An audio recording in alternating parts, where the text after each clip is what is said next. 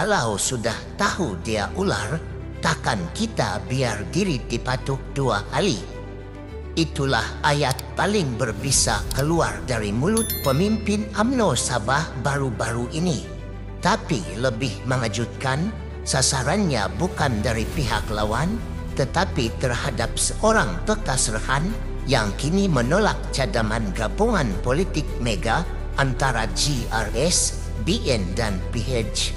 Di ambang pilihan raya negeri ke-17 Sabah, percaturan politik semakin kelam, semakin keliru dan semakin menakutkan. Siapa sebenarnya yang panik? Siapa yang pura-pura setia tetapi bersedia tikam belakang? Dalam video ini, kita akan bongkar semuanya satu persatu tanpa tapis. Disclaimer, kandungan video ini berdasarkan laporan asal oleh Wan Mail dari The Malaysia Press 5 Ogos 2025 dan disokong fakta sahih dari sumber berita utama seperti Malaysia Kini, FMT dan Daily Express. Ulasan tambahan adalah untuk tujuan analisis dan perbincangan awam semata-mata.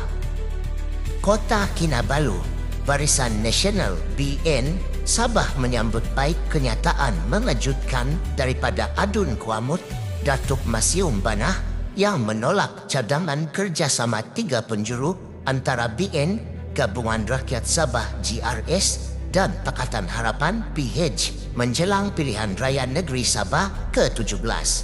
Dalam kenyataan media yang dikeluarkan Selasa lalu, Pengarah Strategik UMNO Sabah, Datuk Rosman Datuk Akhir Zaman, menjelaskan bahawa BN Sabah kekal berpegang teguh kepada pendirian asal, tidak akan menyertai pakatan yang tidak berpaksikan prinsip dan nilai bersama.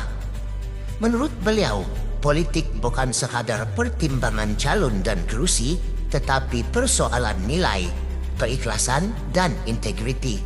Beliau menegaskan bahawa jika tujuan pakatan tersebut hanya untuk mengelakkan pertembungan calon, maka ia bukan lagi dinamakan kerjasama politik, tetapi lebih kepada pakatan panik yang dibungkus cantik demi mengaburi kelemahan masing-masing.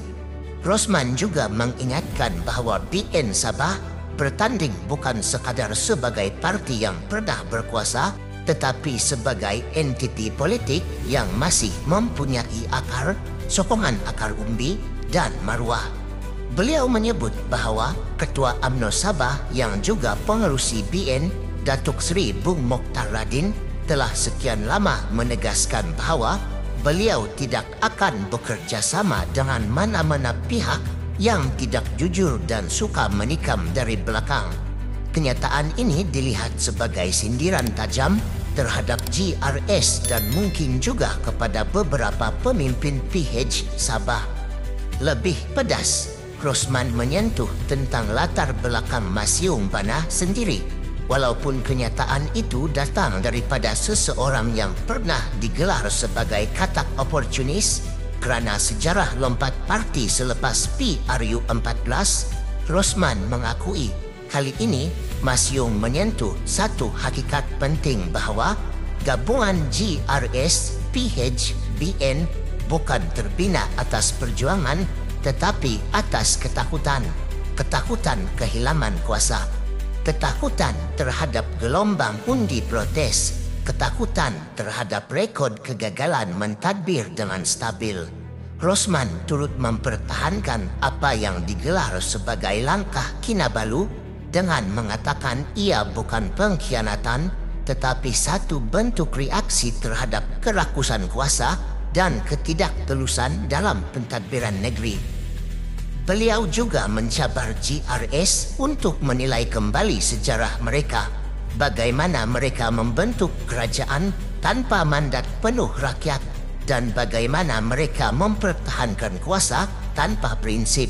Beliau menyifatkan kenyataan GRS bahawa mereka telah hilang kepercayaan kepada BN sebagai hipokrit kerana ia datang dari mereka yang sendiri pernah berkomplot di belakang tabir. Masium sebelum ini mendakwa bahawa gabungan dengan BN tidak lagi relevan kerana BN telah hilang kredibiliti dan tidak lagi dipercayai rakyat. Tetapi pernyataan ini dibalas Rosman dengan sinis. Hairannya, pernyataan ini keluar daripada mulut seorang ahli politik yang rekodnya memperlihatkan lompatan politik demi kepentingan peribadi, tegas beliau. Rosman menutup pernyataannya dengan amaran yang cukup kuat bahawa BN tidak akan memberi peluang kepada mana-mana pihak yang pernah mengkhianati kepercayaan. Dalam politik, sekali dikhianat, itu pengalaman. Jika kita terpedaya lagi, itu kebodohan kita sendiri. Sudah tahu dia ular, takkan kita biar diri dipatuk 2 kali.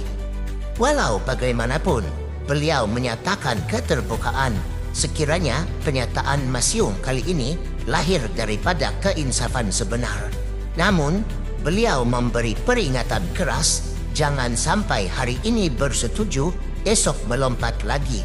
Itu sudah jadi penyakit politik, bukan strategi. Tegasnya, UMNO Sabah tidak akan menjadi alat kepada mana-mana percaturan panik dan akan terus konsisten mempertahankan maruah perjuangan politik yang tulen.